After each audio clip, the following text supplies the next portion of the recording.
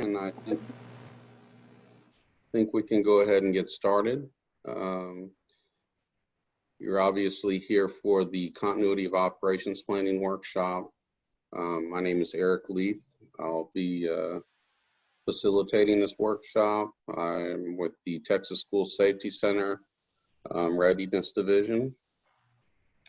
I want to remind everyone that if you haven't already, when you were emailed the invitation for this workshop, there should have been a link for a situation manual for continuity of operations planning. That's going to be the document that you can follow along today with the workshop. It's also a good document to have. It's got lots of resources and lots of information for when you're actually doing your COOP planning. So please do download that situation manual. We'll also put the link up in the chat box. If you look on your Zoom toolbar, there should be a little button there for chat. If you click on that, it'll bring up a chat box to your right, and that we'll go ahead and put the link for the situation manual in that as well. So please do download it and keep it handy. And keep it around for when you do your continuity of operations planning as well. One thing I do want to bring up about the workshop today is we're going to be going over a very high level of information and formatting and nomenclature. This is going to give you just hopefully a basic understanding of continuity of operations. Nobody after today is going to be an expert at continuity of operations. I believe me, we understand that continuity of operations is a highly comprehensive method of planning, and it is not easy, and that's probably why many of you are here today, is because you want to learn more about it, because it's about as clear as mud to you at this point. So hopefully after today, you'll have a little more understanding, a little basic understanding of what COOP is and how we use it in our agencies and our organizations. So first I want to welcome everybody. Thank you for attending today. I want to send a thank you out to our Training and Education Division with the Texas School Safety Center, as well as the Readiness Division. Everyone from those divisions submitted a lot of information to help us with the content of the workshop today. So I want to thank everybody for that. I also want to thank the IT division for helping us put this on.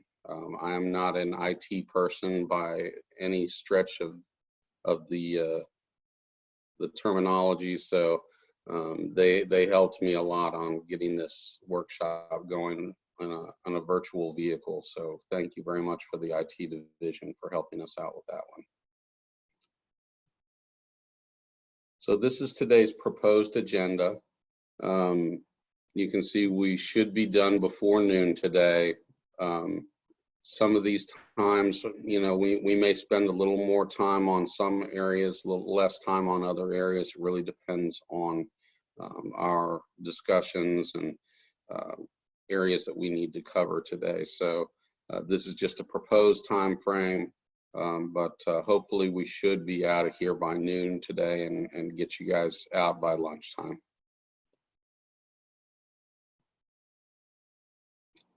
So the guidelines for today, I just want to stress that this is a open, low stress, no fault environment. Anything that we discuss is not going to be precedent setting. In fact, we want to be able to discuss anything that you may have experienced during your preparedness planning, during any kind of events that have affected your districts. We want you to talk about any lessons learned or best practices that you may have come across, whether the outcome was good or bad. We want to know about that, because ultimately that's going to help everybody that's participating today. um, hopefully it can help them in their future preparedness planning. So again, low stress, no fault environment, nothing that we talk about today is going to be precedent setting. So it's just all about learning today. So the objective today is that we're going to address these subjective needs to effectively develop a continuity of operations plan for a school district. As I mentioned before, nothing that we go over today is going to make you an expert on COOP planning, and we understand that. And believe me, we do. And we also understand that COOP is a highly comprehensive method of planning. It is difficult to understand, and we get it. So please don't think that after this that you've got to put together a world-class COOP plan for your organization. That we hope that this is the first step on many steps for continuity of operations planning for your organizations. So instructions for questions today. The first one, if at any time you have any questions whatsoever, you can address them in the chat box. You can type them into the chat box, and we have other members from the Readiness Division that are going to be participating and monitoring that chat box and answering your questions. We have Matt Collins, Julie Pouzon, Andrew Cox, and Stacy Wright, all from the Texas School Safety Center Readiness Division, who will be participating today and answering any of your questions in that chat box. So at any time, if you have any questions, just type them in the chat box, and hopefully we can get them answered there. Another time that we can answer questions is after we take a break, before we get started again. We'll open up the field for any questions that may be outstanding or something that you want to address with the entire group, that we can address questions there. And then finally, at the very end of the workshop, when we're all done with everything, we're going to have an open Q&A with the Texas School Safety Center Readiness Division. And that's a time when you can feel free to ask any questions. They don't even have to be about continuity of operations, could be about communicable disease, could be about active threat, could be about general emergency operations plan questions, anything like that that you may have about that you want to address with the Texas School Safety Center. So we'll open that up at the very end of the workshop.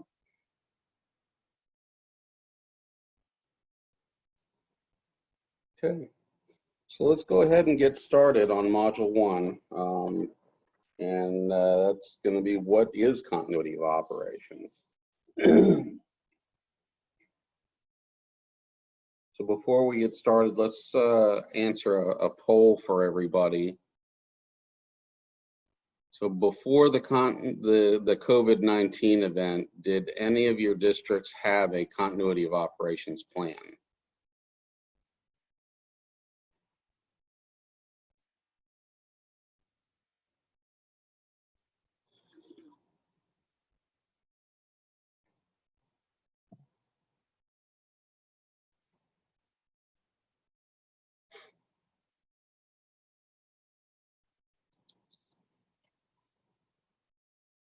Okay.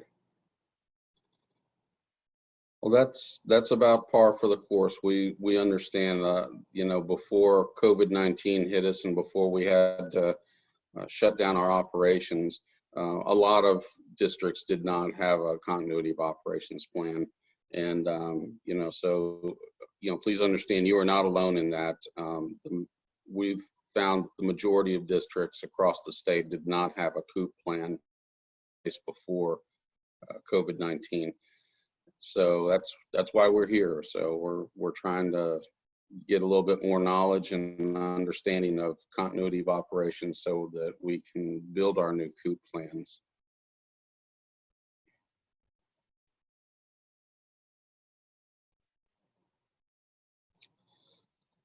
So the first question really is, what is COOP? So a continuity of operations plan, or COOP, and I also want to stress that that acronym COOP, that's not co-op. In the terminology continuity of operations, that is pronounced COOP. So in case you hear that, and you're going to hear that throughout the workshop, whenever I talk about a COOP plan, that's what we're talking about, a continuity of operations plan.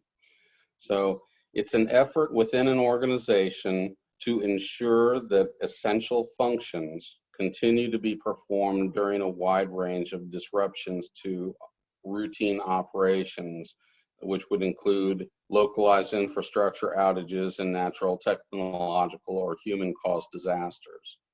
And, you know, the one thing I would like to bring up is that many of you have been doing various aspects of COOP since March. So you guys have, you know, in an unfortunate way, have already been a little bit ahead of the game at this point, because you've already been doing COOP operations with various aspects of school closures and distance learning, and maintaining your essential functions virtually instead of, you know, just shutting operations down completely. So what COOP is not, COOP does not replace emergency response or recovery. COOP actually happens simultaneously to those phases.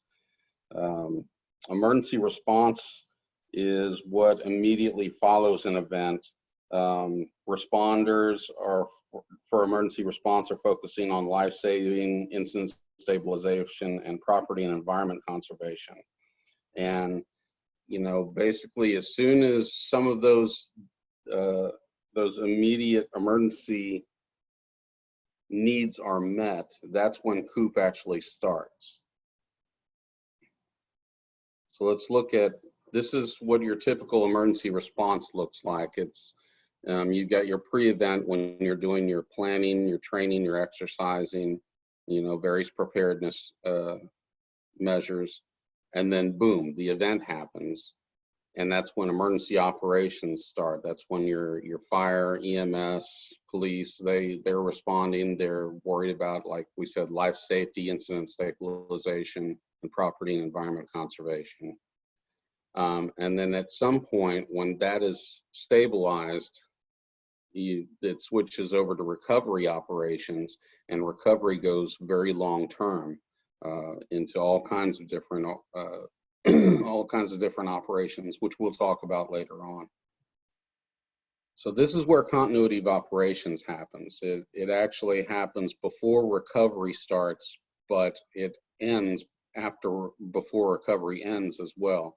Continuity of operations, once you've got your life safety and your incident stabilization under control, that's when you as an organization are already spinning up your continuity of operations. You're trying to bring back those essential functions and get them running during these emergency operations and recovery operations.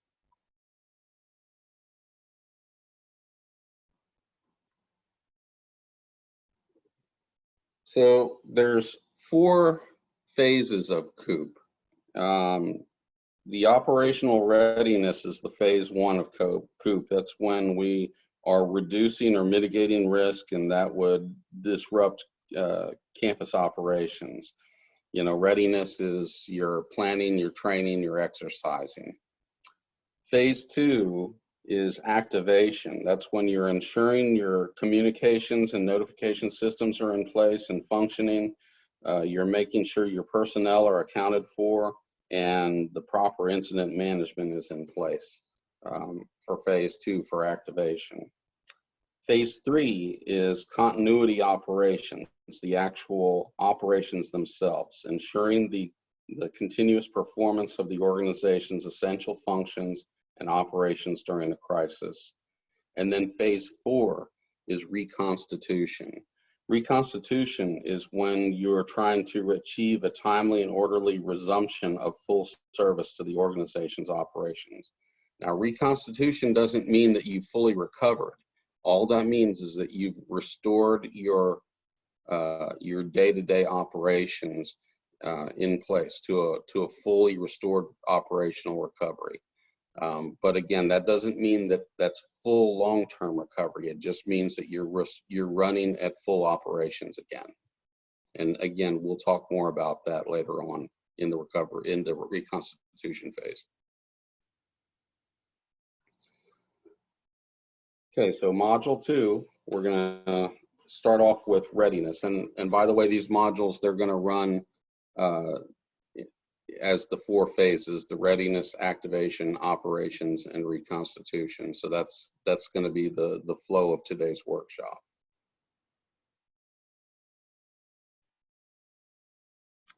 So the most important thing that you want to identify when you're talking about COOP is you want to identify first your mission essential functions. What are those mission essential functions? They are a limited set of organizational functions that must be continued throughout or resumed rapidly after a disruption of normal activities. They're the functions that enable an organization to provide vital services, maintain safety and security of the campus population, and sustain the purpose of the organization. So that's the very, very first thing you want to do. There's an actual hierarchy of planning methods when you're putting together your COOP plan. And the very first thing you have to identify are the mission essential functions. So just for the sake of time, I put together 3 mission essential functions that are pretty common. You don't have to use these, but you can for your mission essential functions for your organization. These are very similar to the ones that I put together for a COOP plan that I developed from a campus that I came from before I came to the Texas School Safety Center. So like I said, for the sake of time, we're going to go ahead and use these. They're going to be 3 of them are going to be ensure safety and security of students, staff, and visitors during the operations and functions of our school. The next one will be deliver educational curriculum to all students during active semester. And then the third one will be to provide nutritional meals for students during school hours during an active semester.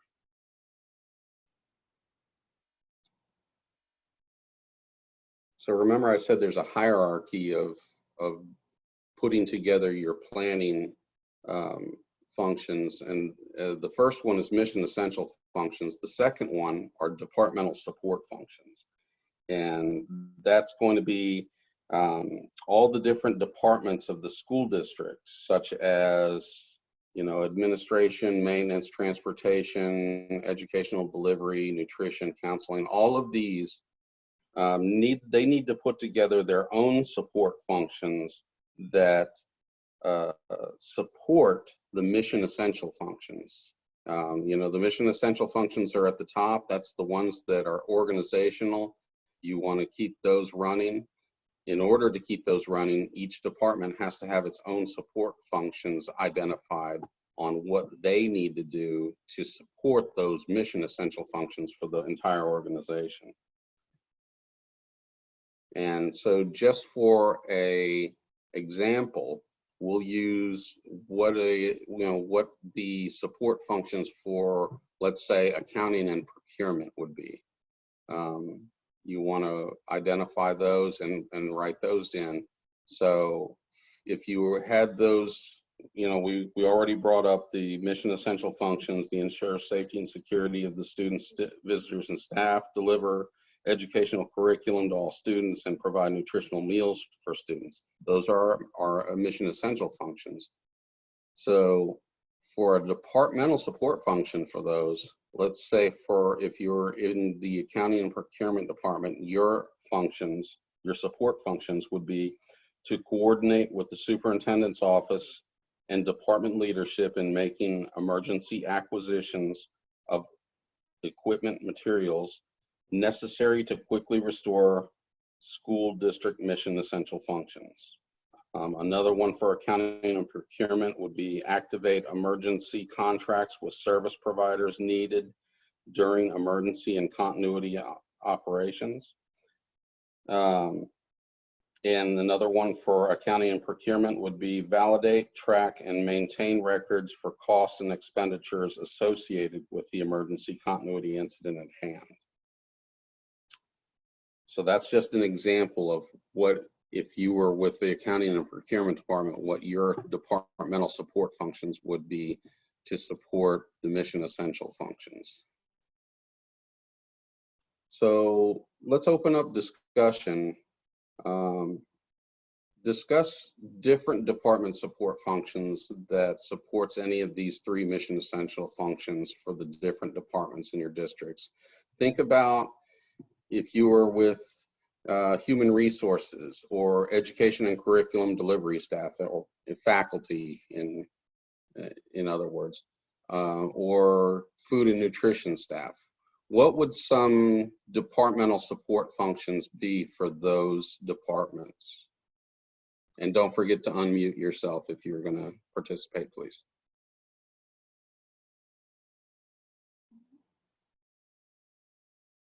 Don't everybody jump at once. Well, I'll tell you what, I'll bring one up. So in the district, or the campus that I came from before, I came from a, oh, go ahead.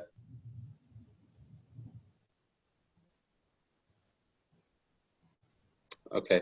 In the campus that I came from before, it was in Colorado, in Denver, Colorado. It was a higher education campus.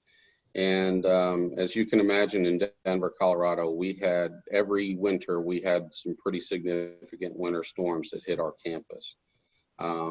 They were, it wasn't that we weren't ready for them, but we were always ready for them. We always had the resources to deal with them, but it did take an all hands on deck methodology to make sure that we dealt with them properly. So let's say for our mission essential functions, to keep those operating, our human resources folks were actually essential to making sure that we had a pool of different folks that we could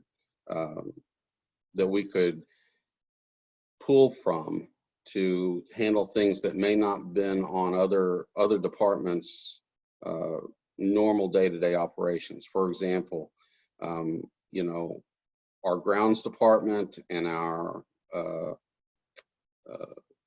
grounds department only had a limited number of people to go around and shovel snow and spread ice melt on walkways and stairwells and clear doorways and things like that. So when the grounds department ran out of people, they would call human resources and say, listen, I need 5 people to, hop on a golf cart and go and spread ice melt on stairwells on the north side of the campus. Human resources would then be a clearinghouse for reaching out to, clear to staff in the motor pool, staff that, anybody who didn't have an immediate job that supported the mission essential functions, that they could come in and support that. So that was human resources job during any kind of a continuity of operations event. What else during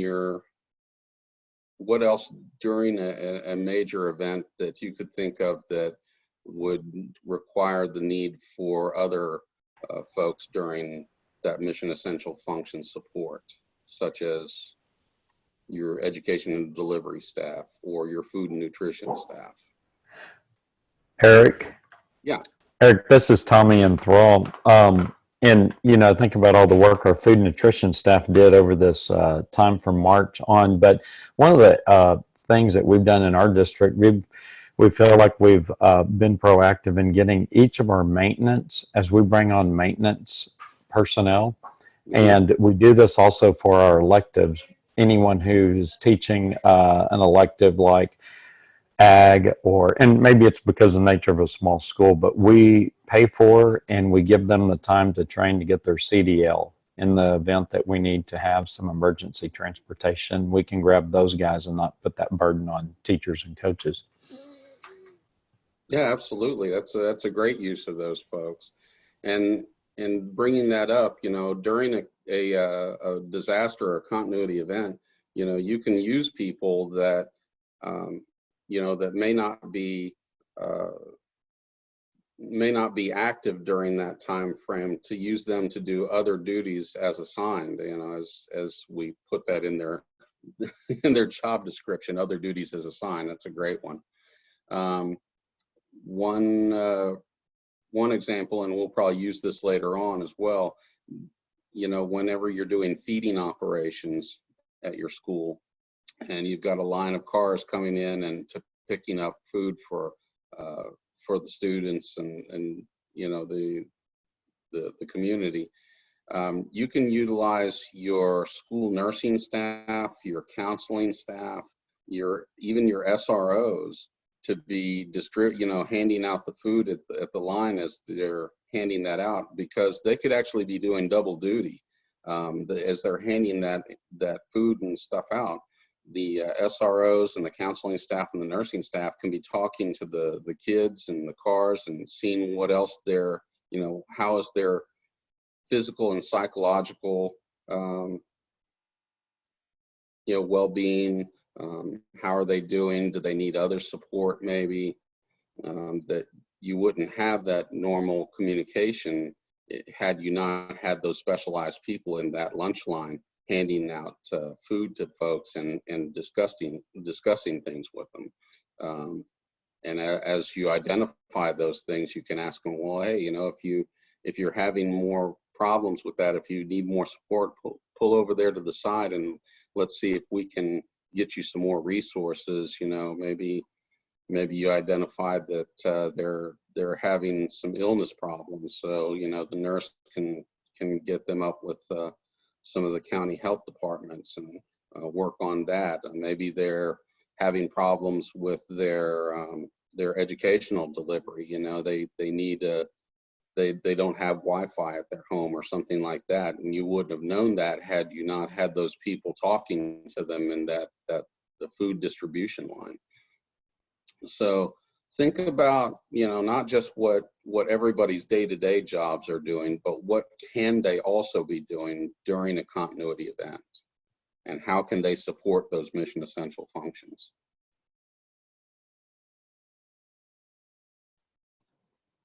So we've identified mission essential functions, which is the very top, the organizational essential functions that have to keep running. Then we've identified the departmental support functions, how the different departments support those functions. Now we need to identify what are the mission critical personnel, the actual boots on the ground, so to speak, that are going to make sure that these things happen. So you want to, ahead of time in the readiness phase, you want to select the right people for an organization's staff for being a mission critical person. And it's especially true in any crisis situation. Leaders are needed to set priorities and keep focus. So during a continuity event, emergency employees and other special categories of employees will be activated by school districts to perform assigned response duties. And that's what's called the mission essential, mission critical personnel. When you're identifying mission critical personnel, it's important that school districts identify and designate those positions and personnel that they judge to be critical to organizational operations in any given emergency situation as a mission critical person. In a school district, your teachers and your teachers' aides are probably going to be your first choice of mission critical personnel, because regardless of what goes on, you still got to deliver your curriculum, right? So that's one way to identify that your teachers are actually mission critical. Another thing to think of when you're identifying mission critical personnel is to ensure that mission critical personnel will participate in emergency and continuity operations training and exercise events. It's easy enough to identify somebody as mission critical, but you also need to prepare them to be able to carry out their training or carry out their actual functions during a crisis. And to prepare them, you've got to train them, and they need to be drilled and exercised on those particular functions. They got to be ready to do that. And then provide guidance to those folks on measures they should take to ensure their own preparedness for that responsibility. And what I mean by that is, you've identified who's mission critical, you've trained them and exercised them on what is going to be expected of them during a crisis.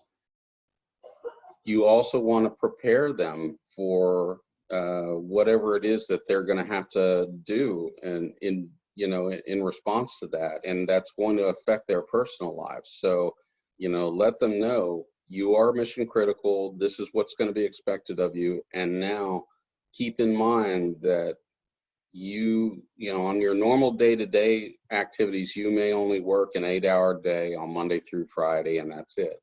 But during a COOP activation, you may be expected to work 12 hours, 14 hours. You may be expected to come in on, Saturdays and Sundays and work trying to get ready for the next classroom delivery or the next educational delivery at a different location.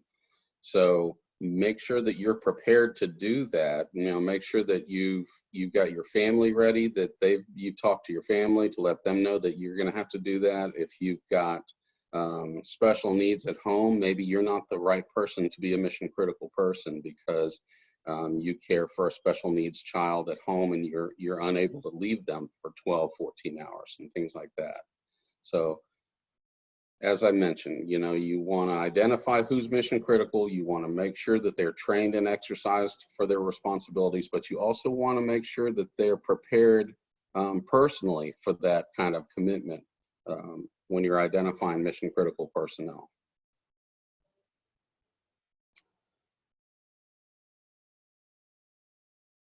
So in the readiness phase, you're also identifying alternate critical facilities. You're pre-identifying these things. Right now, it's easy enough for us to, well, I'd say it's easy. I wouldn't say that, but right now it doesn't matter what the alternate facility is because we're teaching virtually for distance learning.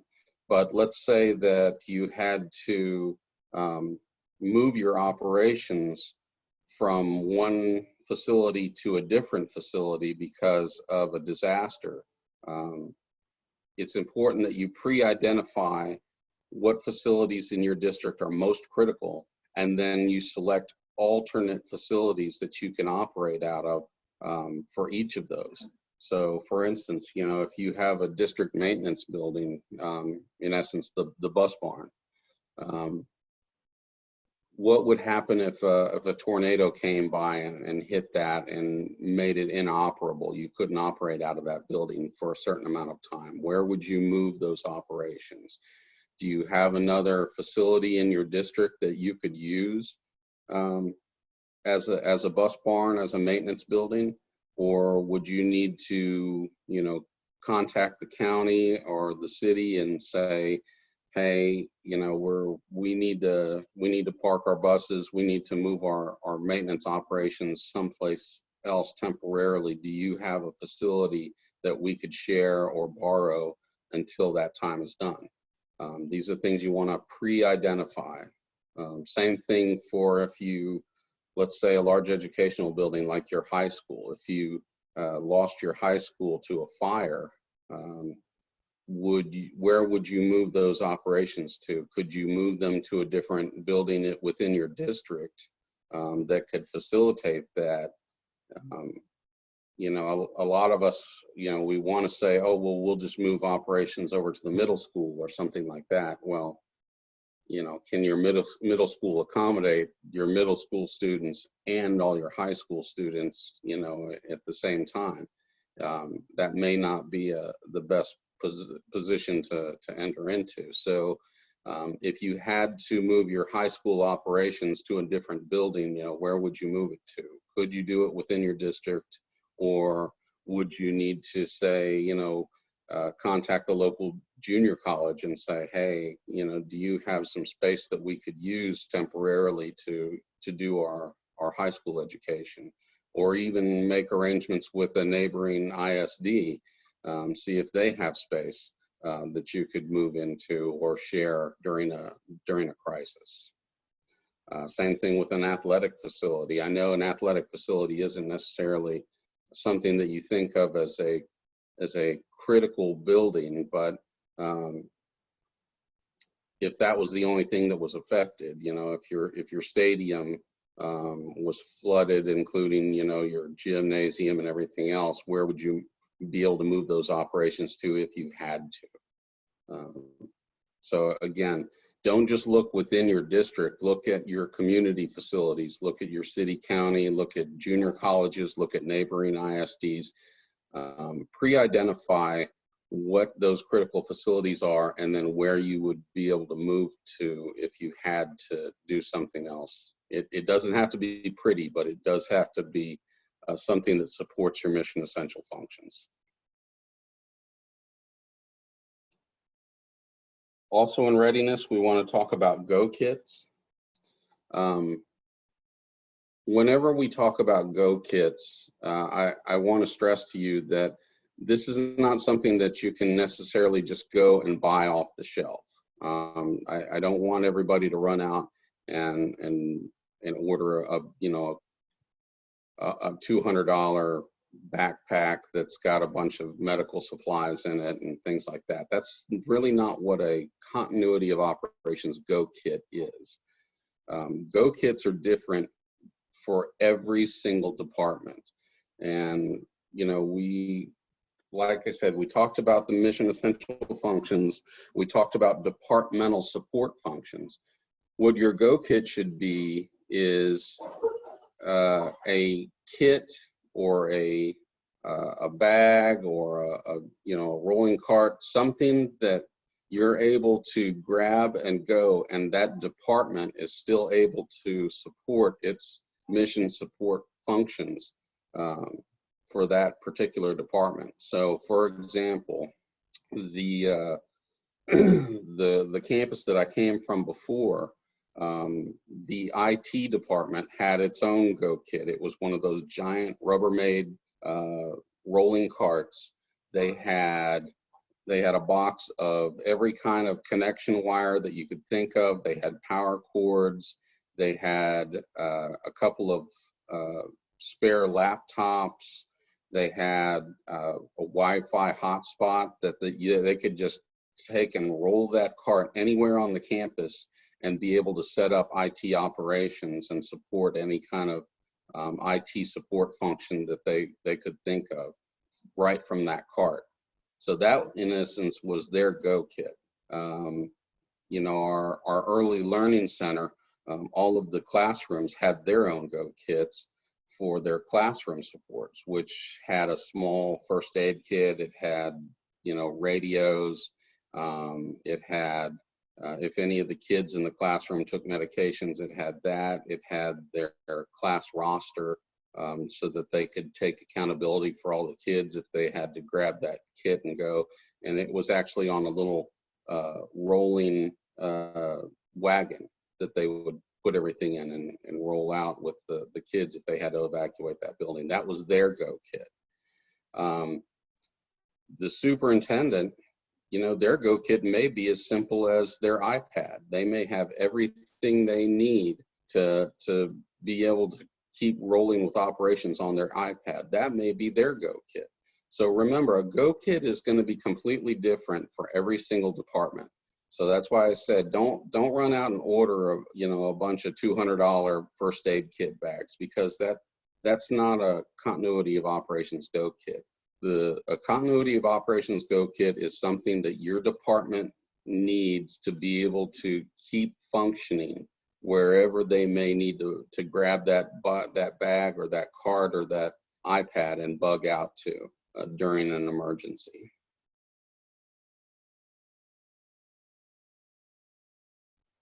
So training and exercise, you know, in the readiness phase, training and exercise is huge. Anybody that knows me knows I'm an enormous proponent of training and exercise. The phases of COOP that you want to focus on are, you know, obviously the activation, continuity of operations, and the reconstitution. And these are all very easy to incorporate into an exercise. Training is available. As a matter of fact, if you look on your situation manual, I think it's on page 8. There's a list of FEMA independent study COOP training. All those are free. You know, you just click on the link there that provides them. You'll have to register to take them and get yourself a FEMA student identification number. But again, they're free to take. They can help you learn a lot more about COOP. So that's some easy training to take that, again, is free and it's all done online. But exercises are another essential part of readiness, preparedness training when you're talking about COOP operations. And like I said, you can take just about any exercise and incorporate continuity of operations into that exercise. What you'll want to do is the best thing you can do is reach out to your local city or county emergency manager and talk to them about what exercises that they're planning on doing that year. Just to give you an idea, every city, county, state emergency management entity is required to do at least one exercise per year. And that's a requirement because they get federal dollars from emergency management performance grants and Homeland Security grant program. So because they get money from that, they're required to do exercises every year. So reach out to them and say, listen, when is your next exercise? Our district would like to participate in it, you know, not just to provide buses for, you know, your transportation needs, but I'm talking about, we want to actually have your scenario affect our district. And so that we can, you know, we can exercise our continuity of operations program so that we can better at this. Because, you know, I can tell you right now, planning is great. Writing a plan, you know, going through the planning process is essential. But if you don't train on that plan, if you don't exercise that plan, it's not going to work. That's the bottom line. And you know, I've been in emergency management for a long, long time. I've been in emergency management for probably more than 15 years at this point. And I actually started as a firefighter back in '89, and I've seen a lot of emergencies, a lot of disasters in my time. And I can tell you that the jurisdictions that had good plans, that trained and exercised on those plans, those are the jurisdictions that had the best outcomes during a disaster. But I've also seen a lot of jurisdictions, they paid contractors to come in and write their plans for them, and they paid, you know, tens of thousands of dollars for these plans, and they got them up there on the shelf, and they're beautiful, and they're color coded, and you know, they cover everything you can think of. But because they never trained and exercised on them, they didn't work when the time came. And that's the biggest problem with plans, is that unless you actually put the effort into training the people who are responsible and exercising those plans, it's kind of a false sense of security having a plan and not being able to use it.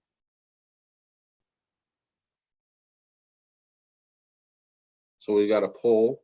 Has your district ever participated in exercises with your local city, county emergency response agencies?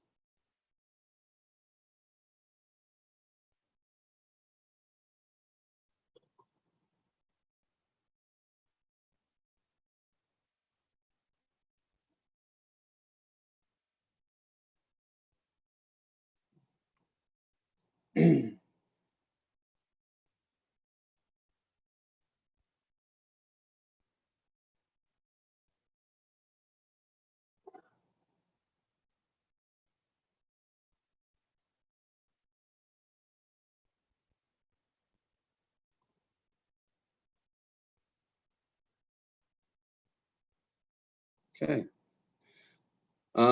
That's pretty encouraging that, you know, the majority of you guys have participated in exercises. And I mean, that's, as I said before, that is the key to success, you know, of a plan when you needing to activate it during a crisis, is that you've had a chance to do that before, that you've had a chance to activate your plan, your response problems. You've had a chance to see your people in action and identify those best practices and lessons learned, because that's when you want to identify them. You don't want to identify, you know, best practices and lessons learned during the actual crisis. That's the wrong time to do it. You want to exercise those plans. You want to exercise those policies and procedures and exercise your people and make sure that they're getting that experience in during an exercise, because that's when you want to find out what's wrong, not during the crisis. And like I said, for those of you who haven't participated in exercises before, please do reach out to your local city or county emergency manager. I know it's hard to do sometimes, and I know sometimes you may feel like, well, I know they're busy and I don't want to bother them. Don't worry about that. You know what? They're an emergency manager. They're always going to be busy. Trust me on that. But I can tell you, as a former emergency manager myself, I loved it when my stakeholders reached out to me and wanted to participate. To me, that was like, all right, great, more people to come into my party. I'm so happy about that.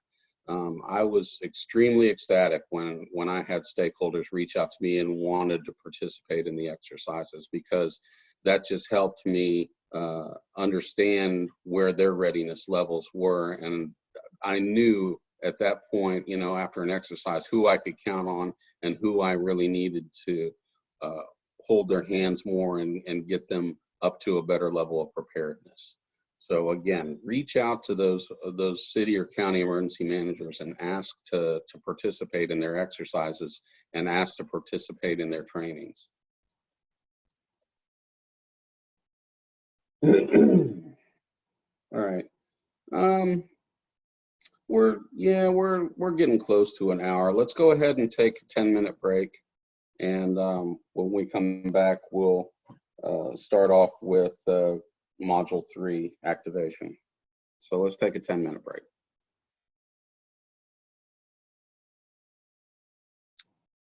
Okay. Before we get started on module 3, are there any questions that we'd like to have answered before we move forward? No questions on the chat, Eric. Okay. If you do have any questions, please don't forget to unmute yourself.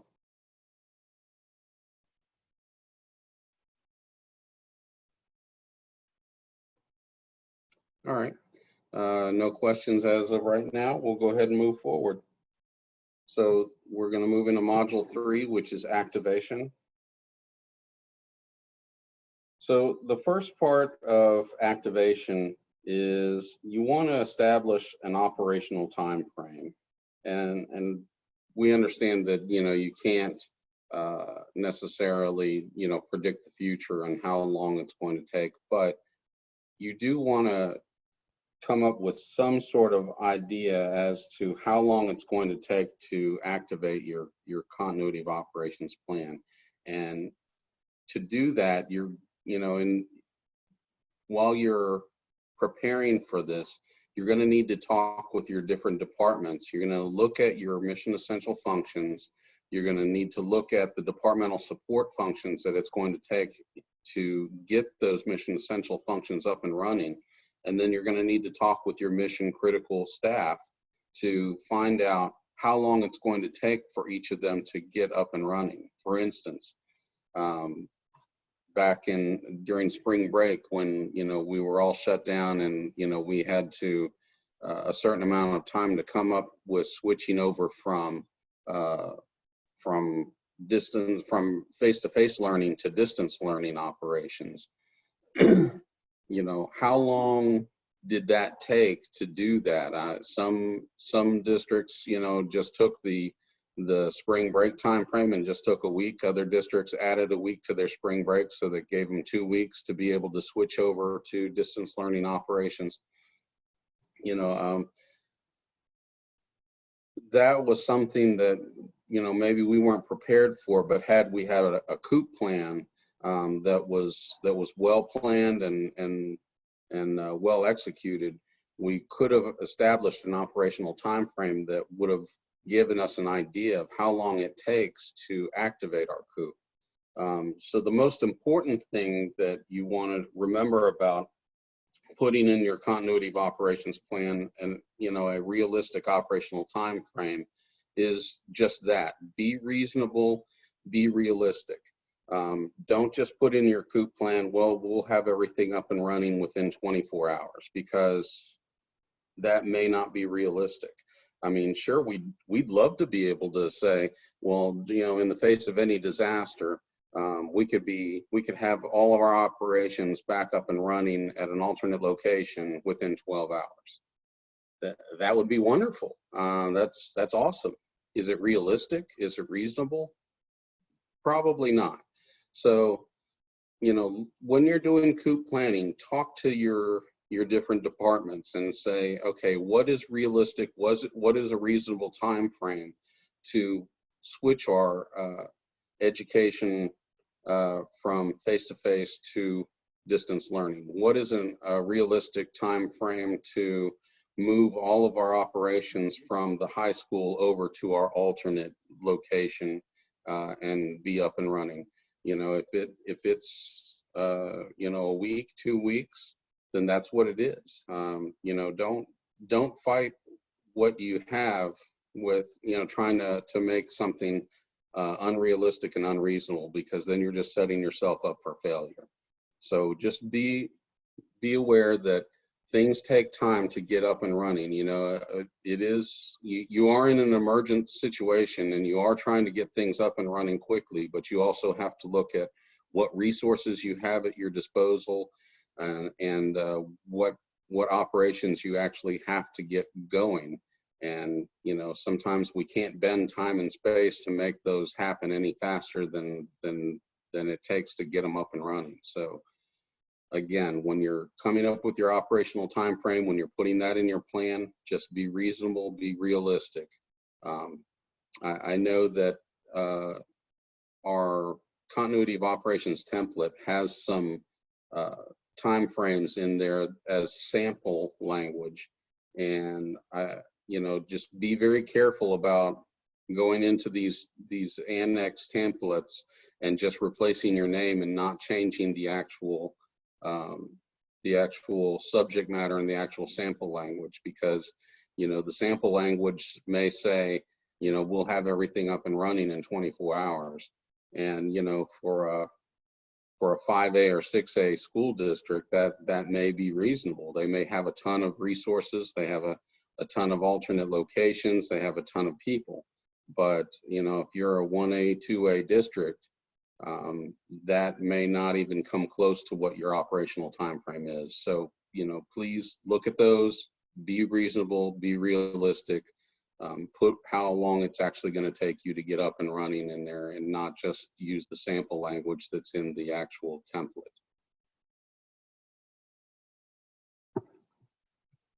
So communications during any disaster is crucial. If you look at any disaster that's ever happened, and they do the after action report, communications is always the one thing that is the Achilles heel of the whole operation. It always breaks down some way, shape, or form. So the more that you can build communications, proper communications into your planning and into your readiness, the more that you're going to be ahead of the game. So, you know, a district must identify available and redundant means backup or secondary, critical communication systems that are located at the primary operating facility and the alternate facility. So there's a couple different types of communications that needs to be outlined in your COOP. The first one is internal communications. That's communications with faculty, staff, and visitors during infrastructure or organizational disruptions. And that's multiple forms of communications for redundancy. And when I say multiple forms, I mean phone, radio, email, social media, whatever it is that you use for your internal communications, have multiple forms of communications for that redundancy. External communications is where you have notification to outside stakeholders, and that would be parents, vendors, elected officials, community leaders, such as that, that are there. Will be sorry, that there will be educational service interruptions. Notify how educational service interruptions will happen and possible duration of the interruptions. So just make sure you've got a way to communicate with your internal stakeholders and your external stakeholders.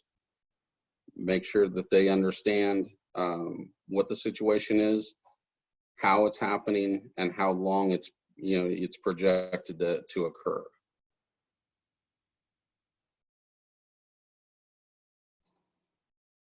So the next thing during activation of COOP is personnel accountability. And that's not personal accountability. I'm talking about personnel accountability, the actual accountability of your people. You want to be able to make sure that all your people are safe and accounted for. Life safety is always going to be number one when it comes to any emergency operations. And before you can even activate your continuity of operations, you need to make sure that life safety has taken place, that you've accounted for all your students, faculty, and staff, and everybody is either safe or at least they've been assigned to someone to be looking for them, okay? So just remember, before you can really start out with any kind of COOP operations, you have to make sure that all your people are safe and accounted for.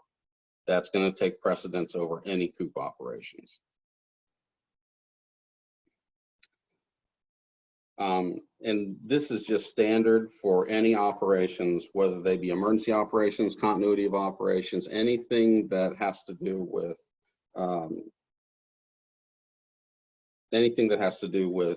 operations at all. The best way to manage it is the incident command system. I would highly advise all of your administrative staff to take the IS 100, the ICS 100 class online, so that they've got a general understanding of what incident command system is. I will tell you that most of the time COOP operations will be a branch under the operations section for ICS, but that's not necessarily always where it's going to be. Sometimes it may fall under administration. It's really up to you where you want to manage it, but I would just use the command system to manage your COOP operations. So direction and control. In order to have the best control over COOP, you may need to delegate somebody to be the COOP manager, okay? And our default thinking in most districts is that the superintendent is going to be the one who's going to manage this. And in reality, the superintendent is going to be busy with emergency operations. The superintendent is more than likely going to be in the unified command over with police, fire, EMS, public health, all those folks. And, they're going to be busy.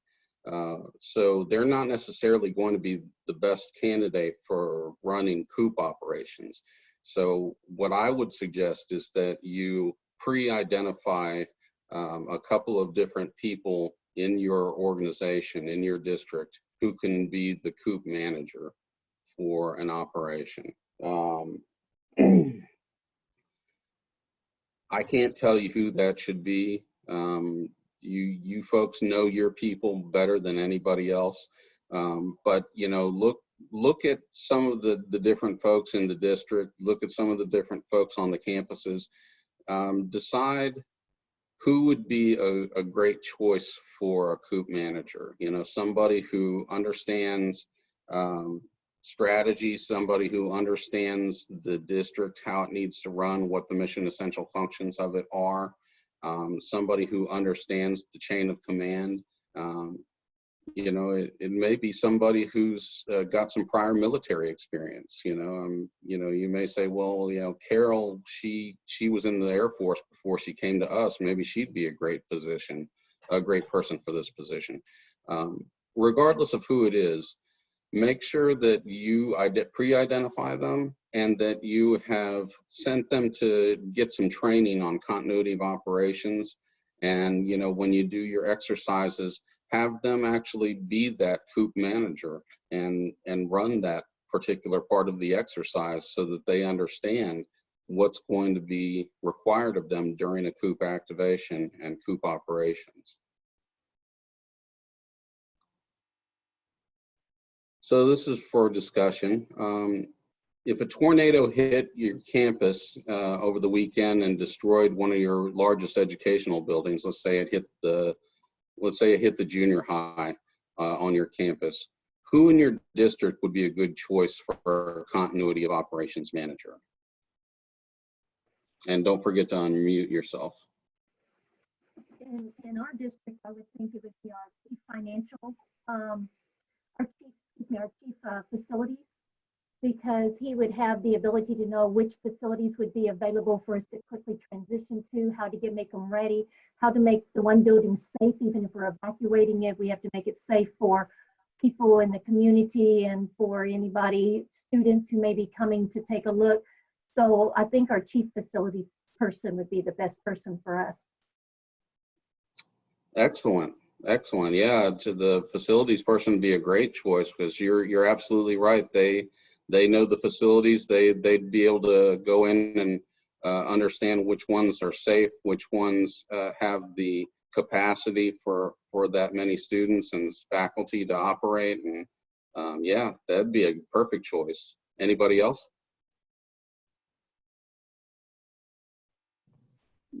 This is Melody Carroll from Dilley ISD. We actually kind of had something like this happen years and years ago. Usually at that time it was the superintendent, because we're a small school district with less than 1,000 students. I know my role is district safety coordinator, but usually for a small school district, for us anyway, the superintendent would take on that role.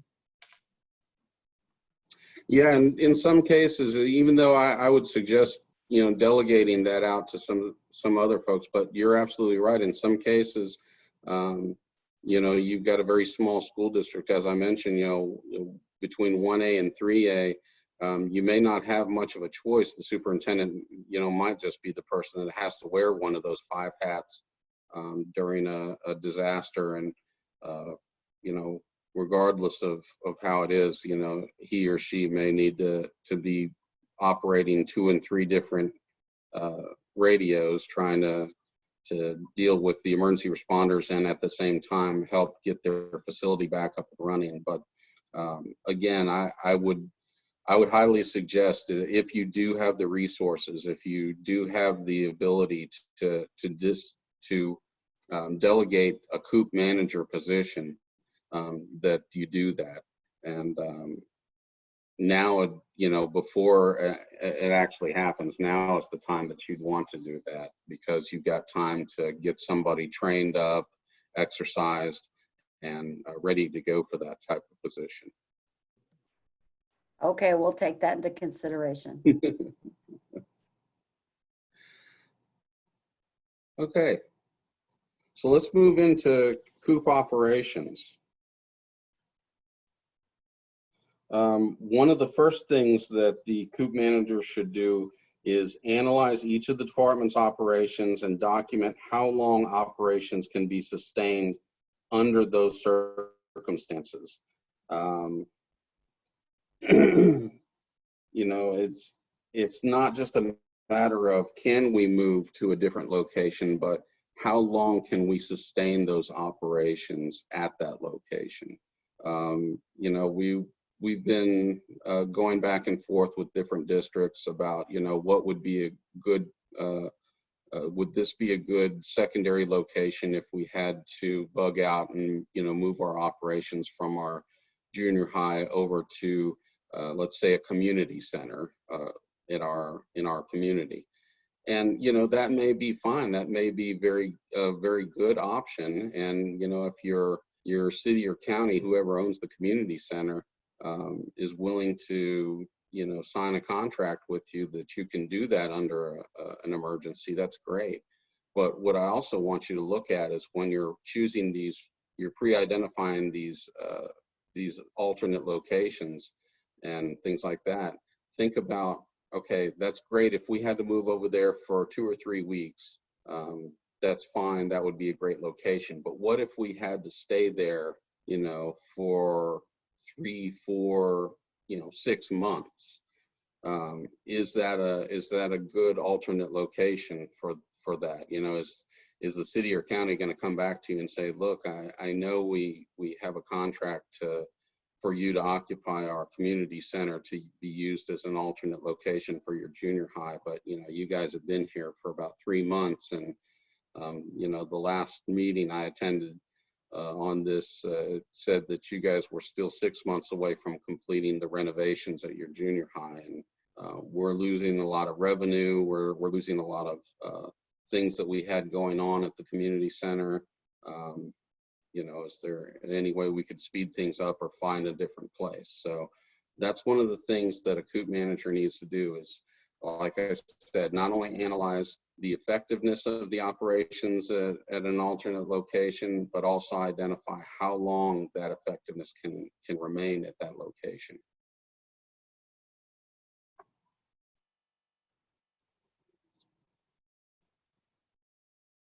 So when it comes to continuity of operations, you're actually looking at a couple of different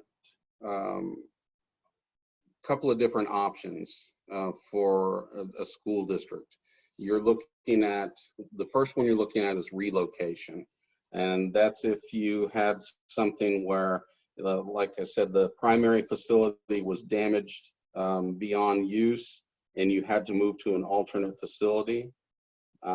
So if that disaster that activated the COOP required relocation to the alternate facility, evaluation of the facility should include certain things like, is that alternate facility large enough to accommodate student, staff, and faculty for a extended time frame? Does the alternate site have the necessary tools? Technology, internet, climate control, bathrooms, parking, things like that. And when that's something you should look at when you pre-identify an alternate site, is that, you know, if it doesn't have the necessary tools already set up at that site, how long is it going to take you to relocate to that site and get all the tools necessary? You know, like I said, technology, internet, climate control, bathrooms. How long is it going to take all that to get spun up at that alternate site? That may make you choose a different alternate site if it's not prepared for that type of if it's not prepared for that type of operation. if the alternate site is not owned or run by the district, is that alternate site costing the district money to occupy? I know we don't want to think that, you know, about money being a factor during a disaster, but unfortunately, you know, that is one of the things we do have to think about.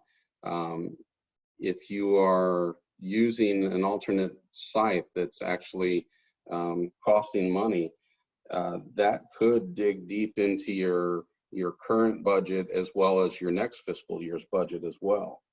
And as I mentioned before, you know, if you are occupying that site that isn't owned by the district, will a lease agreement be necessary to continue long-term occupation of the alternate site? And we already talked about that a little bit.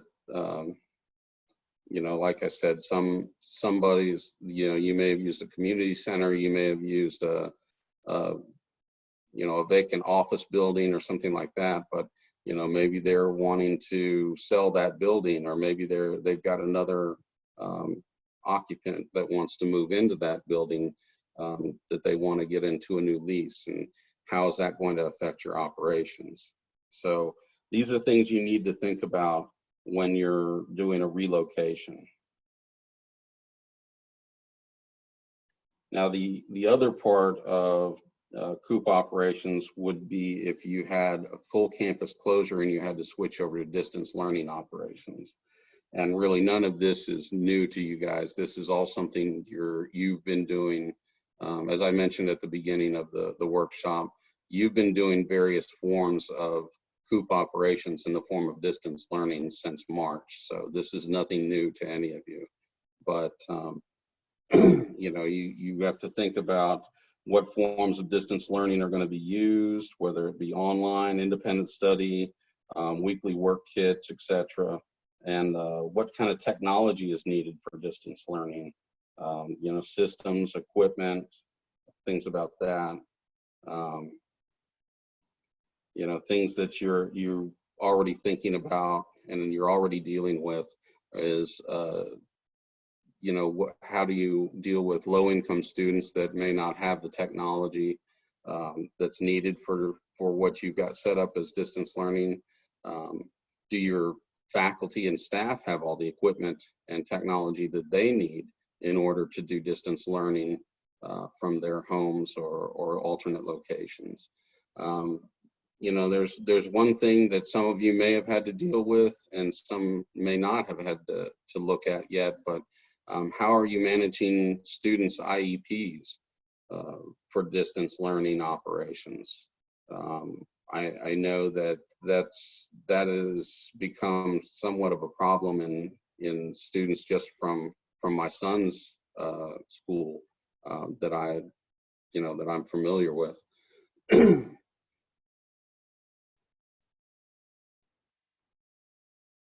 And then, of course, again, a lot of you have already had to deal with this. Some students rely on meals at school and their main source of nutrition. So you're having to continue nutritional services. So it's critical to maintain those feeding operations for all the students in the district, even when schools have been canceled or moved to a distance learning format.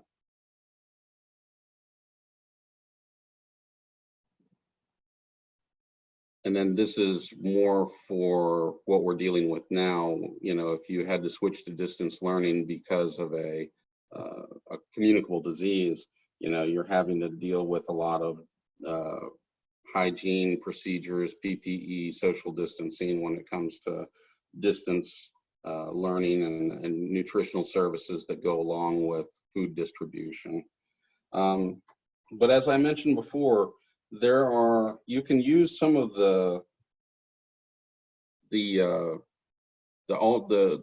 folks that aren't doing a lot of work right now because of that. You know, your counselors, your school nursing staff, your SROs, to be working these food nutritional lines. I want to keep pushing that because I think it's important that we're making sure that we can use these folks and be able to check in with our students, use them on the food distribution line so that they can be checking in with the kids and the parents as they drive up. You know, they can be talking to them, kind of do a little bit of roadside triage, so to speak, and make sure that everybody's doing okay physically, emotionally, psychologically, and that they're getting all their resources met during this difficult time.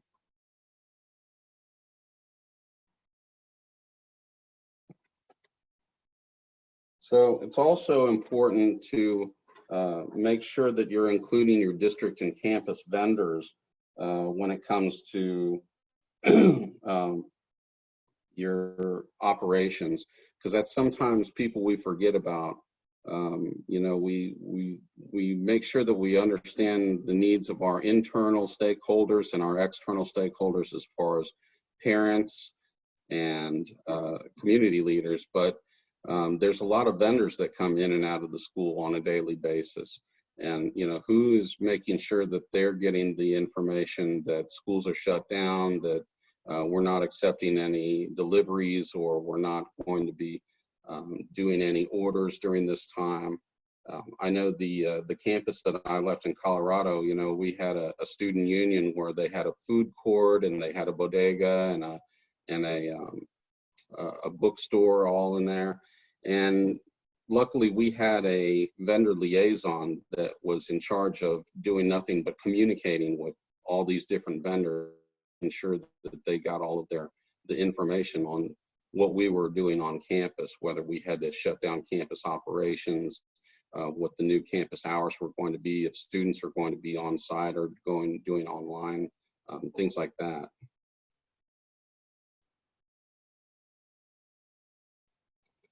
Also, something you want to make sure you're paying attention to during continuity of operations is making sure that you're addressing vital data and essential records. A couple of the categories of these different records include emergency operating records. So these include records and databases essential to the continued functioning and the reconstitution of the organization's operations during and after the continuity activation. And then the rights and interest records are another one. These include records that are critical in carrying out the organization's essential legal and financial functions, and vital to the protection of the legal and financial rights of individuals who are directly affected by the organization's activities. So like emergency operations records would be something that, for instance, your network, your immediate network, your immediate software that you use to deliver educational material to the students and students, staff, and parents. And then rights and interest records would be like school records, grades, anything that you hold in your records for the students that aren't for day-to-day use, but they are for historical data use. Definitely something you want to do is work with your IT and your network control folks to make sure that you're addressing all of their needs within the continuity of operations plan. You know, because of course, particularly for distance learning, IT is responsible to ensure critical staff's access to the network and information systems at alternate locations. So, you know, that includes open access online, VPN, telenetwork, et cetera, et cetera.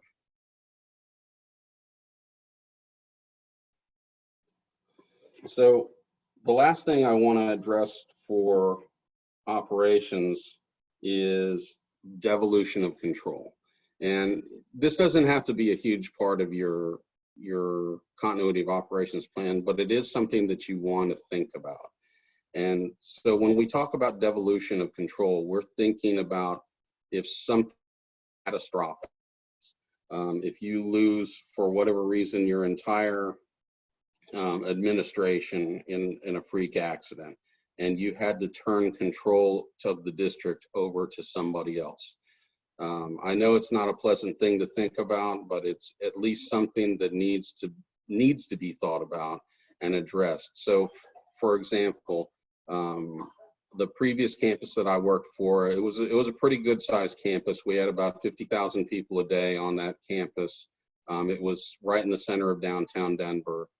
We had the two busiest light rail stations in the state there.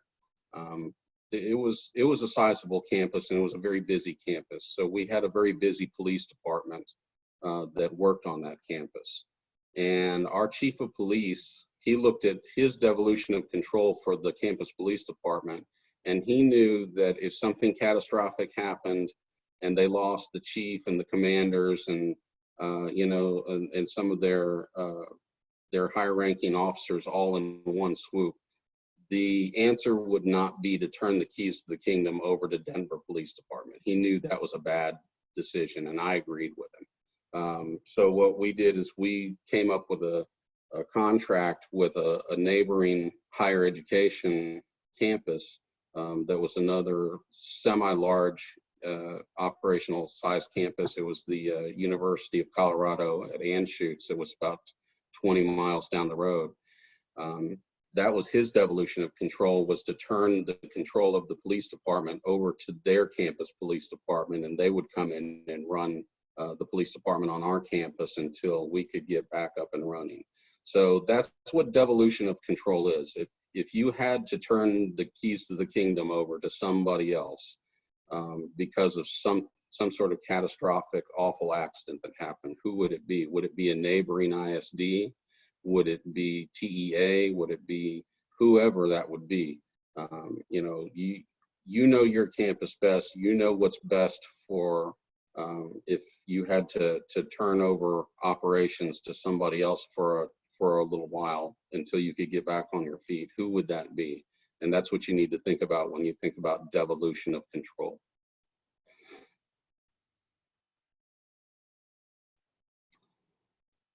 So we got another discussion here. What are the different forms of distance learning that each district used, and what would you do differently if we had to switch over to distance learning again? Please do unmute yourself if you're going to participate.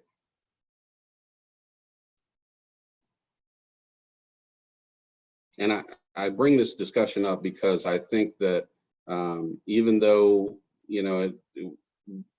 it looks like we're trying to go back to face-to-face learning, there is a good chance that either we're going to be doing a hybrid of face-to-face and distance learning, or depending on how the second wave of this pandemic goes, and that there probably will be a separate second wave, we may have to switch back to distance learning. So what would you do differently if you had to do it again? Well, this is Carla with Lander ISD, and Austin Travis just issued orders that closes all schools and activities down till September the 7th. So everybody is having to look at our distant learning plan. So our teaching and learning group is working on that and working on the professional development for the teachers to teach them better. When we did it in the spring, we did it on the flip of a coin, and we just did what we had to do to survive. Now everybody's been taking the time through summer to develop the training of our teachers and to give them the resources and the tools they need for the distant learning, whether it's buying additional learning products or buying additional platforms. That's what's been going on over the summer. This is Brian Ritchie with Seminole ISD. I think I agree exactly with what Darla's saying. We're going to have to change our rigor tremendously. Just like she mentioned, we had to jump out there and do something really quick.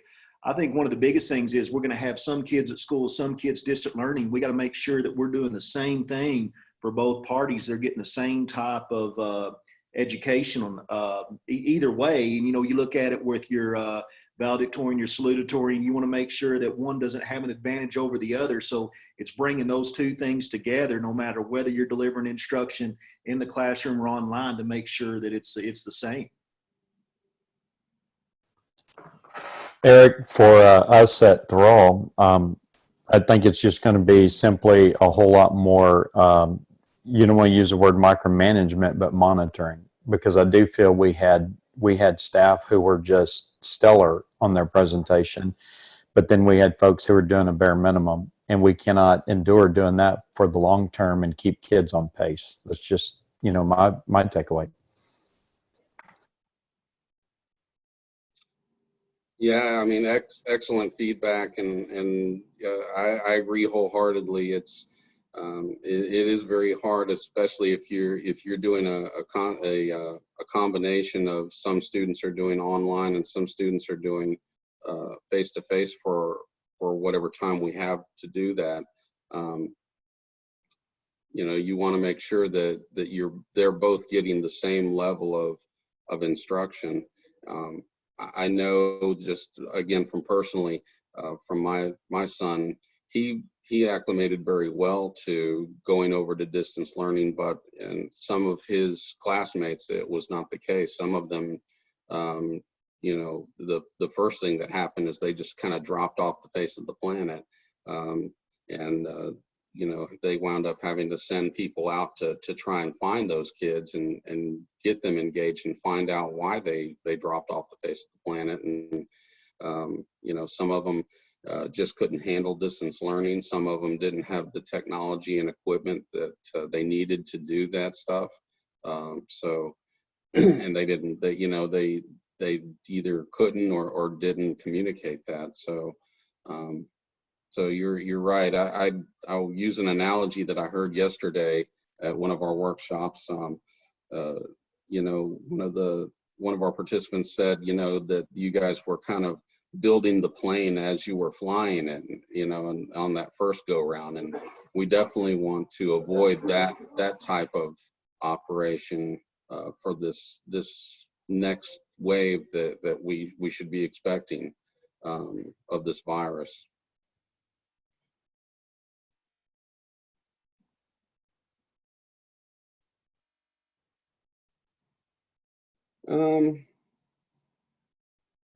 Yeah, we're right on the cusp of an hour. Let's go ahead and take one more 10-minute break, and then we can finish up with Reconstitution, and we'll also do an overview of the Texas School Safety Center's continuity of operations template. So let's go ahead and take a 10-minute break.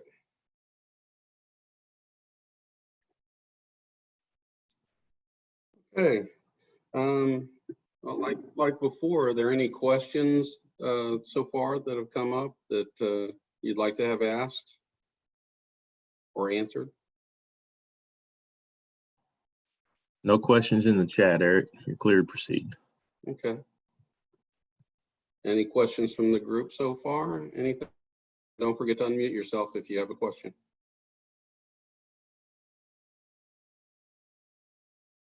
Okay. Well, let's go ahead and move on to Module 5, which is Reconstitution. So when does Reconstitution start? I know it says here Reconstitution Manager, but in reality, in most cases, your COOP manager is going to be your Reconstitution Manager. And you know, it's because the COOP manager is going to know the most about what's going on. They're going to be constantly tracking the status of all the different departments about, you know, where they're at, how they can get back up to full reconstitution, and they'll be also evaluating what resources they're going to be needed to reconstitute back up to full operations.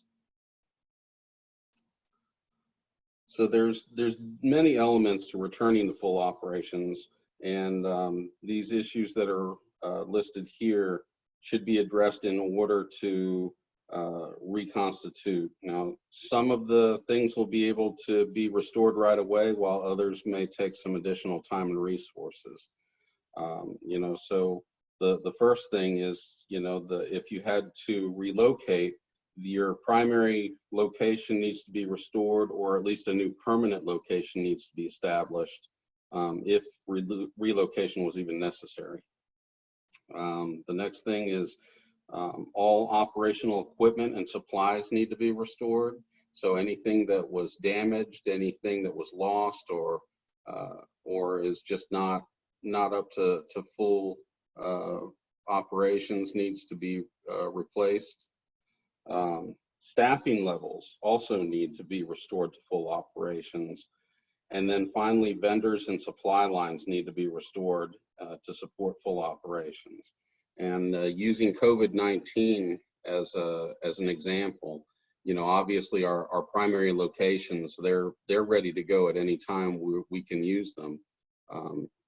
You know, we just had to shut down operations, but we still have a primary location to move back into. But operational and equipment supplies need to be restored. And, you know, because of the COVID-19 resource needs, we have equipment and supplies that need to be restored that we've probably never had to use before, which is disinfectant, personal protective equipment, probably whatever equipment or supplies we need to support educational outreach for things like social distancing and hand washing and such.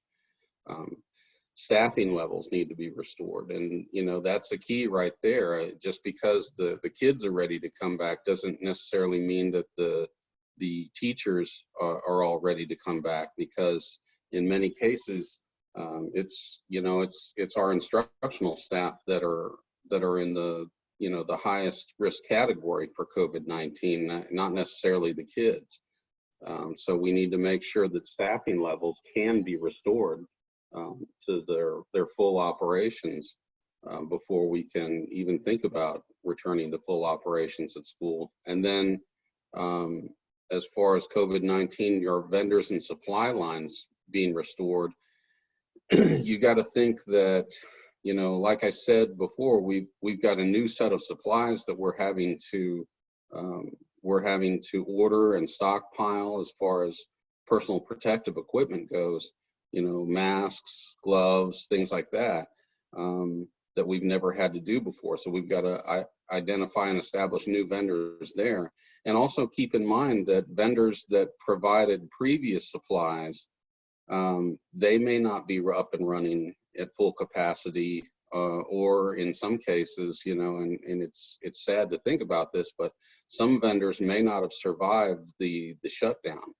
Some vendors may have actually gone out of business, or you know, been bought out by other vendors that are, you know, that have different contracts now. And so these are all things we got to think about when we're reconstituting under this COVID-19 event.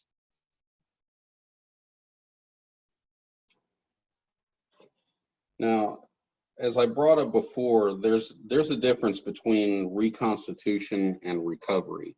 Okay, reconstitution, the only thing that reconstitution means is that the organization can operate at full capacity again. That doesn't necessarily mean the organization is fully recovered from a disaster. All it means is they are back up and running at full capacity. That's all reconstitution means.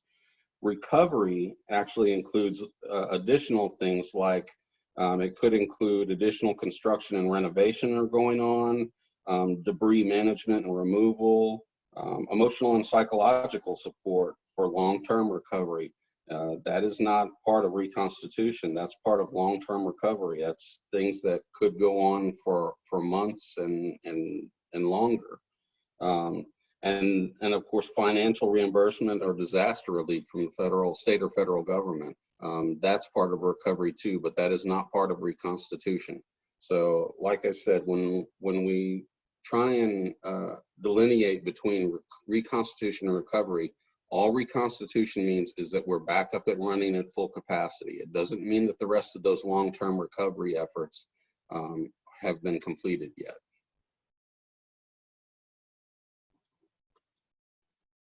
So following any disaster, it's very important to do an after-action review. And when you're doing an after-action review, you're compiling information and data of the response and recovery related to the event.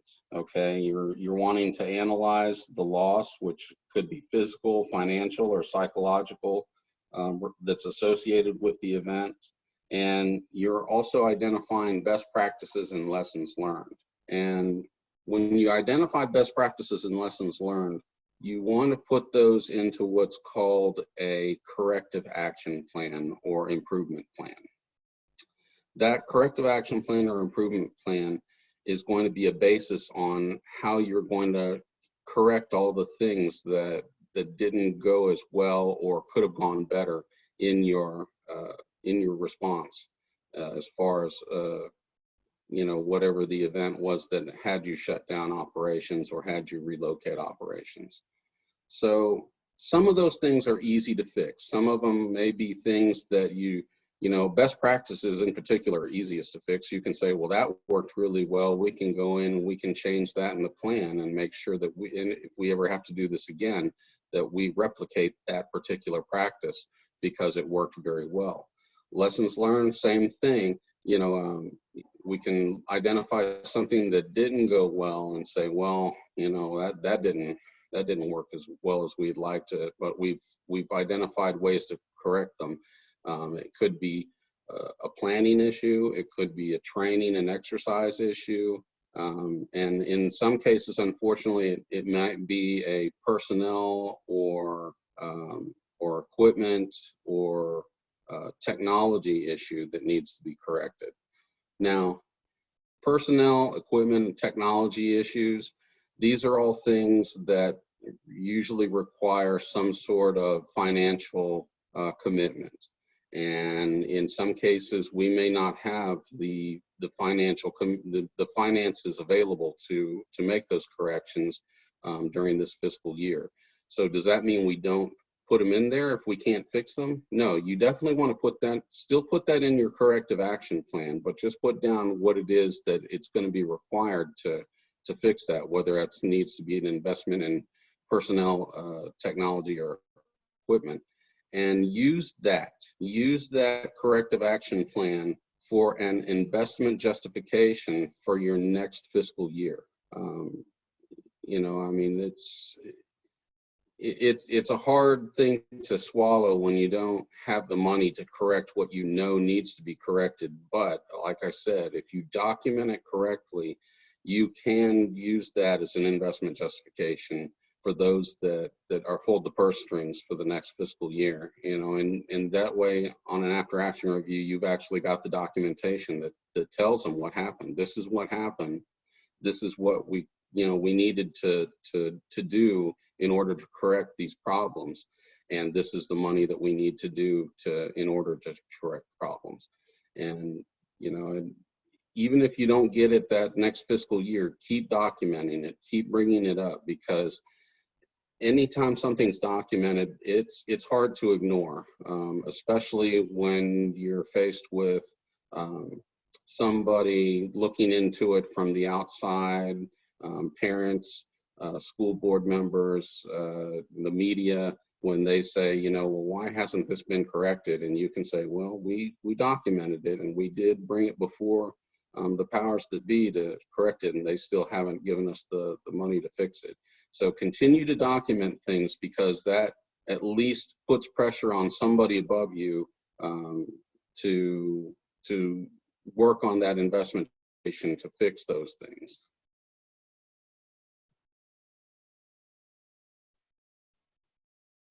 So I know we already kind of addressed this, but is there a best practice that so far from a COOP standpoint, or lesson learned from a COOP standpoint? So let's say communications with your staff, students, or families, or or mass feeding operations or something of that nature. Is there a best practice or lesson learned that you guys came away from this COVID-19 response? And don't forget to unmute yourself if you're going to discuss that.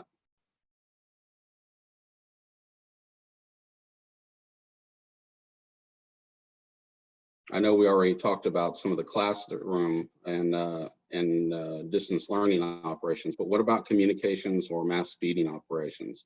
Was there something in particular about that from your district that you had a best practice or lesson learned about? Again, this is Darla with Lander ISD, and I think it's just been overwhelming, and it's been a lot of lessons learned. But I guess the number one thing would sometimes be, even though in our plans we might have loosely identified people, but in this type of crisis with so many things unknown, it was hard to make sure of who was taking the lead on maybe preparing a campus, who's taking the decision making on what activities can continue, who's taking the lead on the staffing or any of those things. So I think we have a lot of lessons learned. I can't put my finger just on one, but we're trying to capture them and write them down so that when things do get back to somewhat of a normal or time to be able to adjust the plan and revise it and try to make it a lot more usable next time around. Yeah, that's a very good point about, identifying who's taking the lead on certain things. And that's definitely something that a continuity of operations plan can help you with. If you can pre-identify who's going to be responsible for different things and put that in the plan, that's usually going to be your best bet, because that at least, first of all, it identifies who's going to be responsible.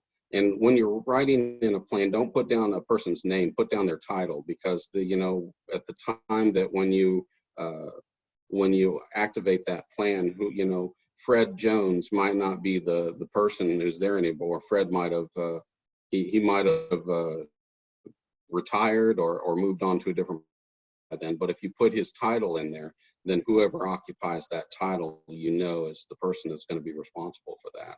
So being able to pre-identify people who are going to be responsible for different duties is definitely one good thing about putting that in the continuity of operations plan. The other good thing about pre-identifying those folks is that you can go ahead and get them trained up and exercised on those things, so that when the actual event does happen, that they are not only know that they're responsible for it, but at least they've had some training and they've had a little experience in what they need to do for that particular thing.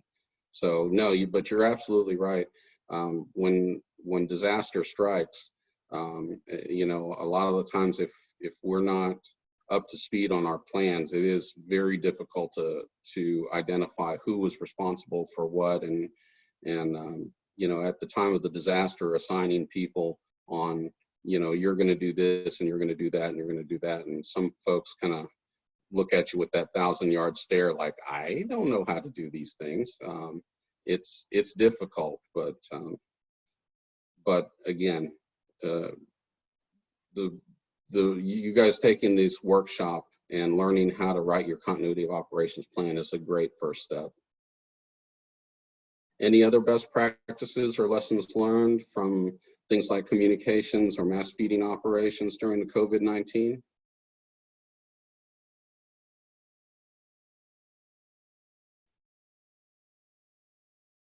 Okay. Well, that's the end of that module. What I'm gonna just quickly go over now is some of the continuity of operations planning resources. By the way, these are also in your situation manual. All of these links go to different resources for continuity of operations planning. And that also includes our Texas School Safety Center continuity of operations plan template, which we're going to go over in just a minute.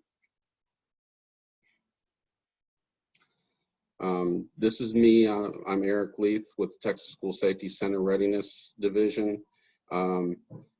My contact information is in the situation manual, but I also wanted to bring up on this slide the email address the TXSSC_EOP@txstate.edu. That is a general kind of all-encompassing email address that you can send in any questions about emergency operations plans, about continuity of operations, about communicable disease, or any kind of planning that you can think of. If you have any questions whatsoever, please send them into that email address, and we'll get them answered for you. And if we can't answer them, we'll find somebody who can answer that question for you. But that's the general, any kind of preparedness planning question that you have, please do send them into that particular email address. And this is our landing page. There's a lot of information on our website. It gets updated all the time. So, please go to our website for any tools, any videos, we have a lot of trainings that come up that we're doing virtually right now. And those get updated regularly. So if you happen to go on our training website and one of our classes is full, please check back again. We may have opened up another class, or may have opened up that particular class to more attendees. So please do check back regularly, because the information changes on our website daily. All right, so what we're going to do now is we're going to do just a quick walkthrough of the Continuity of Operations Annex template for the Texas School Safety Center. Let me pull that up.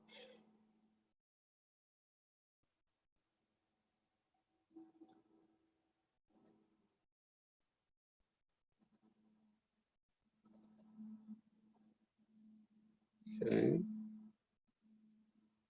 Everybody see that? This is if you download our Continuity of Operations Plan template from Texas School Safety Center, this is what it'll bring up. And we're just going to kind of scroll through some of it to try and link up what we addressed during the workshop and the template itself. And as I mentioned before, I totally understand continuity of operations is highly comprehensive. It is not the easiest thing to grasp at all. I hope you've gotten a little bit more of an understanding about it now than you had before. But and believe me, I understand that our template is not the easiest to understand either. Continuity of operations, it's a beast. I'm a continuity of operations professional, and I will admit that even I get a little confused by some aspects of it as well. So please, don't feel bad if some of it goes over your head, because it is not an easy thing to grasp. I've been doing it for over a decade, and even, like I said, even I get a little wrapped around the wires sometimes trying to understand it in some places. And the reason that is it's different for everybody. There is no one continuity of operations plan that's going to work for every single district, for every single organization. Everybody is going to be different. It really depends on, the size of your district, the resources you have available, the needs that you have. Some of you may need to be more reliant on your outside partners, like your city and county emergency manager. Some of you may have the resources to do a lot within your district. Your larger district with a lot of resources.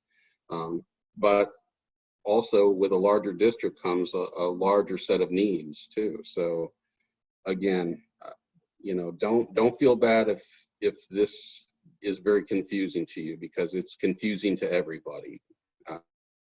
I can't stress that enough. I know continuity of operations is not the easiest thing to grasp. But anyway, much of this plan is boilerplate language. It goes over the overview, campus department continuity programs. The one thing I don't like about this template is I think this actually belongs a little bit further down, this is the first thing that you want to address right here is the essential functions. Mission essential functions, as I said in the workshop, are your top level things that you have to identify first. What are your organization's mission essential functions? And those have to be identified at the very beginning of that. They need to be very simple. There probably should not be any more than 3 or 4. If you've got 20 mission essential functions, I can tell you have way too many mission essential functions.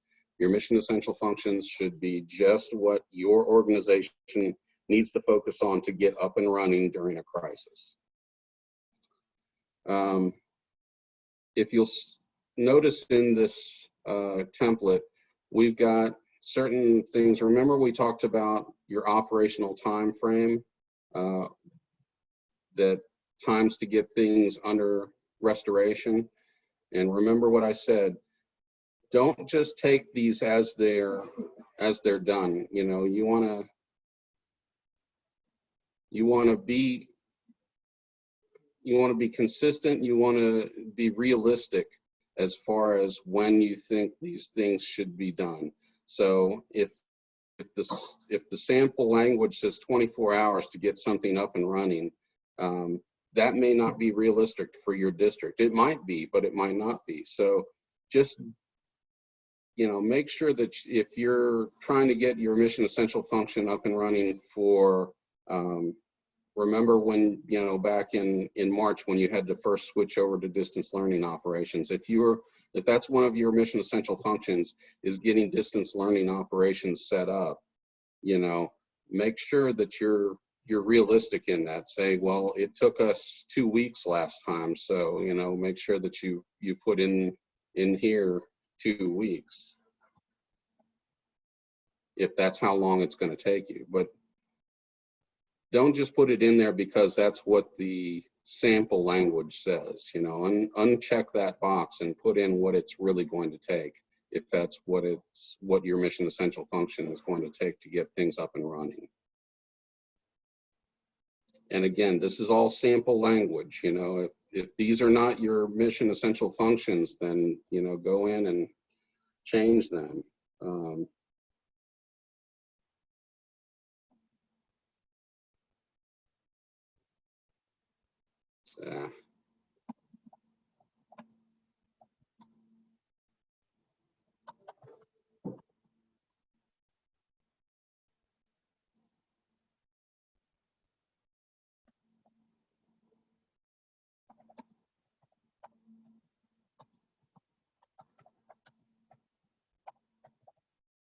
You know, change your mission essential functions and put who's responsible for it. Make sure, you know, whatever essential records IT systems are needed, make sure you actually are customizing this to your district. You know, please don't just take the sample language as it's written. Read it, try and understand it, and make it work for your district. And then, of course, once you've identified your mission essential functions, you know, then you're looking at your campus and department continuity programs, your support functions that support your mission essential functions. And then here you identify your continuity personnel, your mission critical personnel, who is going to be that continuity personnel to get that going. What essential functions are they going to be responsible for? You know, what is it going to take for those folks to get that function up and running? So that includes, you know, how long this takes. Again, don't just take this as it's written. We've been getting a lot of these templates back that have the sample language still in there as it's written. And, you know, when I get a template back and I'm reviewing it and I see that a 1A district has the exact same essential function, minimum staffing, and total staff required as a 5A district, does, I know right there that that's not going to work for that 1A district. I can tell you that they may not even have the staffing that's required, that they're putting down as their total staff needed. Ian, can you please not do that? Sorry about that. Make sure that, again, you're putting in the essential function, you're putting in your mission critical staff that you need to get that essential function up and running. You know, whatever the strategy and shifts that's going to be needed to do that, any support staff that's going to be needed, just be realistic. You know, don't put in what you think we want to hear, because that's not going to help you. This is your plan.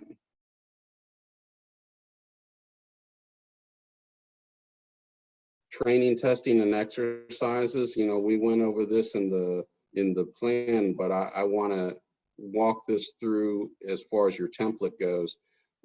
There's a table here that you know, addresses different training, testing, and exercises that are happening at your district. And again, a lot of folks are just leaving this as it is, and they're not changing anything. And you know, if that's what you want to adopt, that's fine. But for some districts, particularly smaller districts, this may be pretty overwhelming as far as your needs for training, testing, and exercise. You know, even though you'd love to be able to do this as it's written, it may not be realistic. So, you know, don't be afraid to read through this and see, okay, we can do this, we can do this, we can do this. This, you know, it's not realistic for us. I'll just go ahead and take that out. You know, take out what you don't need, or if it's in there and you know you think you do need it, but it's not correct, well then, you know, put in there what you can do.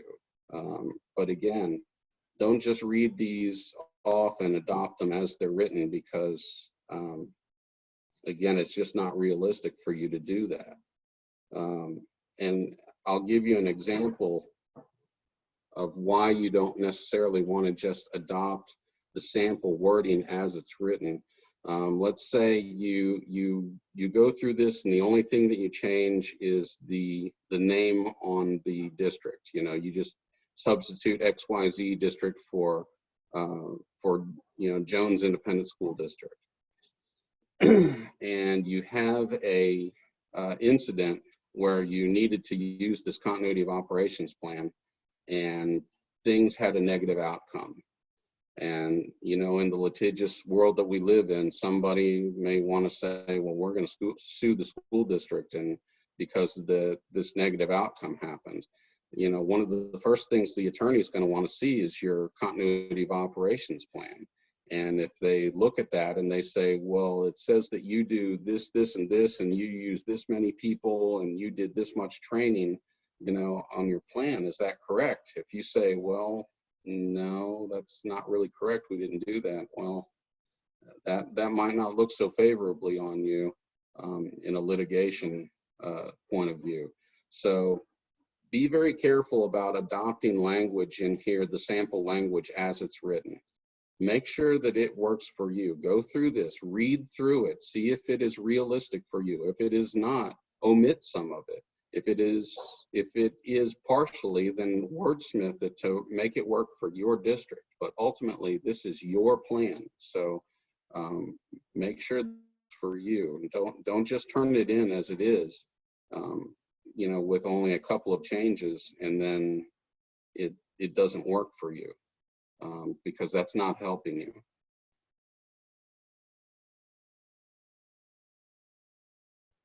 This is some more tables that you can document any training and exercise, any training and exercise efforts that you did. Human resources is some boilerplate material of what human resources responsibilities are. And again, you can change that. If, like it says right here, you know, accountability information is reported to the superintendent at 2-hour increments. Is that realistic? You know, do you have the staff and the resources to be able to keep the superintendent notified every 2 hours, or does it need to be like every 4 hours, every 6 hours? or is your superintendent, is he or she going to want to have more,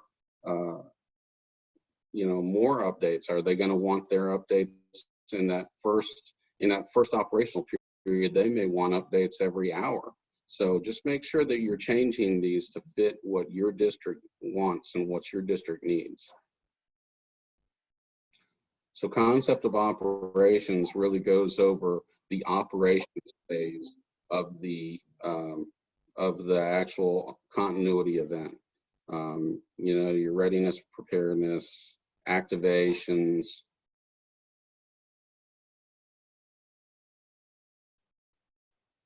This gives you a little bit of a matrix over activations for continuity plan implementation.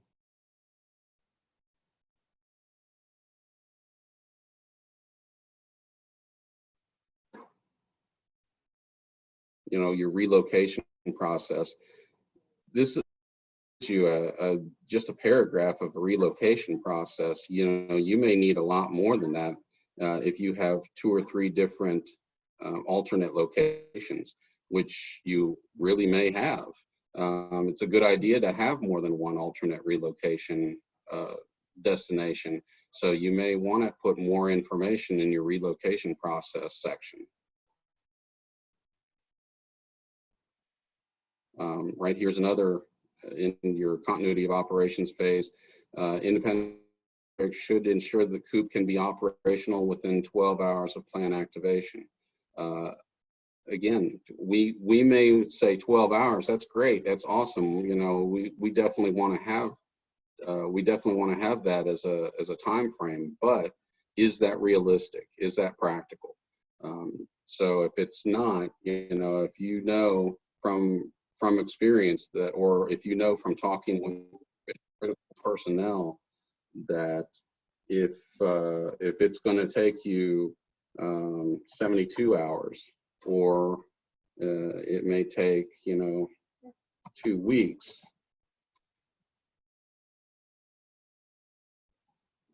to get things up and running, then that's what it takes. But just be realistic, be practical, be honest about it. Because the last thing you want to do is set yourself up for a 12-hour activation when there's absolutely no way you can do that.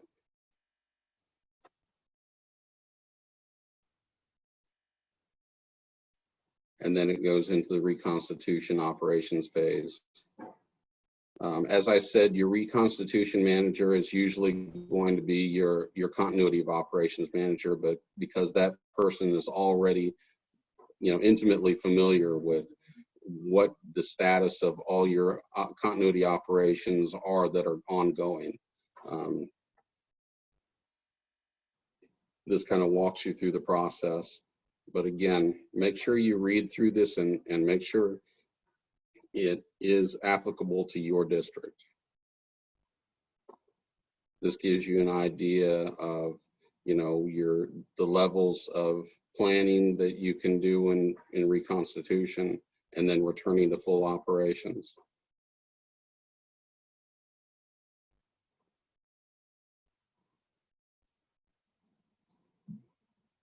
Here's some areas where you can put in some key external contacts. I would put in utilities, telecommunications, water and sanitation, anything like that. Make sure you go in, and when you do this, replace the example language in there, because we still get a lot of templates back that have these still in there, and as I mentioned before, that's not necessarily helping you, especially when it comes time for the rubber to hit the road, and you've got to activate this plan. Whoever it is that's looking at this plan, they're going to be dialing 555-55-1234, and they're not going to reach anybody because that's a fictitious number. So make sure that you go in and you change that to whoever it is that does whatever utilities or water, power, telecommunications, anything like that.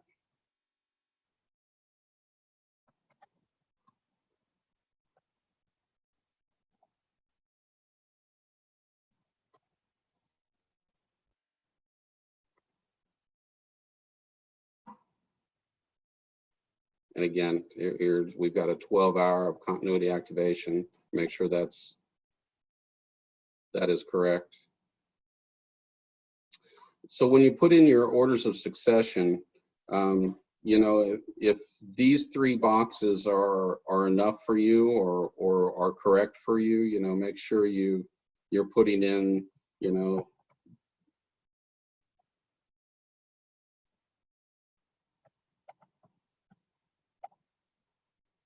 the correct people in here. Principals, you may have more than just one, you may have more than one school or campus.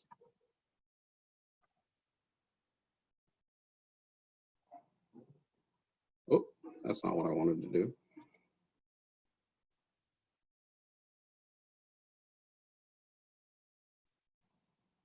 So you can put in principal high school.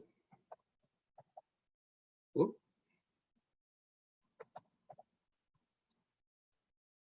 Principal primary school.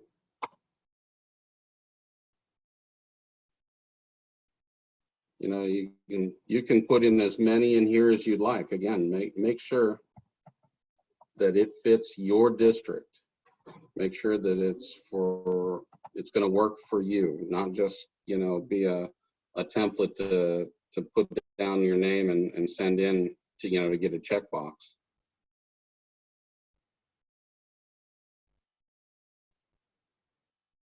There is a delegation of authority down at the bottom. We'll hit that in just a minute. Go kits. So this is just an example of what one go kit may be. Again, if you have go kits and you are, you know, wanting to document them, fine, put those, you know, put that stuff down in there. But again, don't just adopt it as it's written. Make sure that it's working for you. And as I mentioned before, there are multiple departments, you know, human resources, budget and finance, education. You may want to put multiple department go kits. You know, you may want to put human resources and write down what their go kit is. You know, you may want to put IT telecom and put down what their go kit is. If you don't even want to put down every single go kit that you've got, you can just omit it. You know, you can omit the thing and just, it doesn't have to be in there. Again, this is your plan. You put in what you want to put in. But again, just be very careful about adopting the language as it's written in the template, because that doesn't necessarily help you. Remember before we talked about vital data and information, essential records. You may want to have your IT telecom folks write this section in on what they feel needs to be. Here it says, talks about your IT disaster recovery plan and records management retention schedule. They may have a backup policy and they can put that in there. There may be an offsite storage for vital data and essential records. I know when I was a contractor, I used to do exercises for different organizations.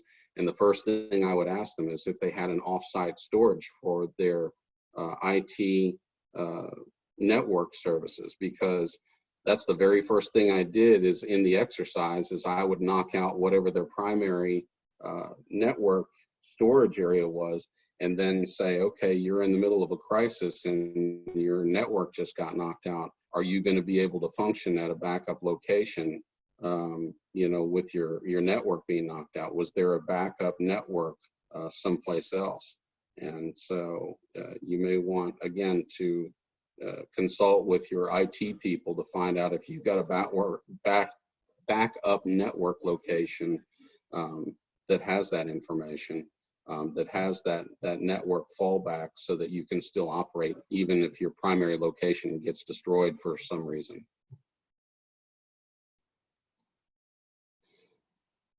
So this identifies your continuity facilities, your pre-identified continuity facilities, you know, the different functions that you've got to keep up, current telework capabilities, and then down here is where your actual continuity facilities are. Again, make sure that you're putting in here, you're erasing the language, the sample language, and you're putting in whatever your backup continuity facility is.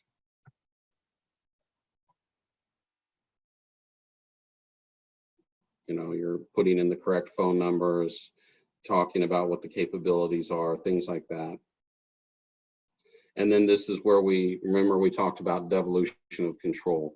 And again, it's, you know, I just want to stress it is not a pleasant thing to think about. None of us want to think about what would happen if something catastrophic happened to our leadership and we had to turn the keys to the kingdom over to somebody else. But it is something you definitely want to identify ahead of time if you're able to. And then this is just a template for a delegation of authority and succession for superintendent. Again, please don't just adopt it as it's written. Read through it, make sure it works for you. You may even want to have somebody from your legal department take a look at it to make sure that it would be legal and everything would be fine. But feel free to please wordsmith this to make it work for your district before you sign and date anything. And the reference, this is actually one of the references from our situation manual as resources, the continuity guidance circular from FEMA. It's absolutely riveting material. That's a joke, by the way, but it is good information if you have some time to read through it. And that is about it. Let me go ahead and switch back over here. Now that we're all done with the walkthrough and we're done with the workshop, are there any questions for the readiness division that you may have? And again, they don't have to be about continuity of operations. They can be about communicable disease. They can be about active threat. They can be about EOP planning. Why is the sky blue? Anything that you may have a question about.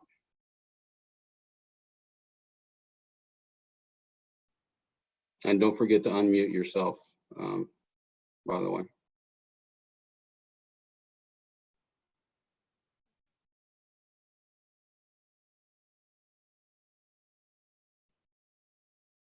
No? Okay. Stacy, do you have anything to add before we leave? I'd just like to thank everybody for attending today, and hope that the COOP workshop was helpful and helping your school district to be able to establish a continuity of operations plan that works for you.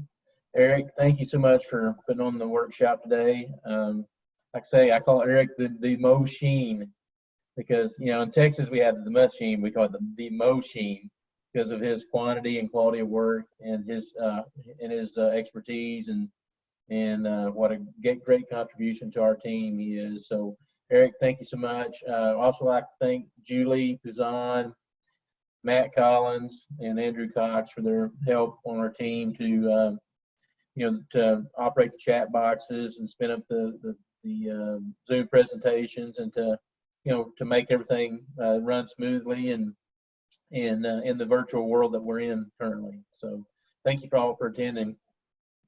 Okay, and again, I just want to bring up that email address, that txssc_EOP@txstate.edu. If you have any questions for the Readiness Division, anything whatsoever, please send the email that your email to that particular email, and we will get it answered for you. I really appreciate everybody for coming out and participating today. We will be having more of these as we get the need and we get requests for them. So thank you very much. And have a great day, everyone.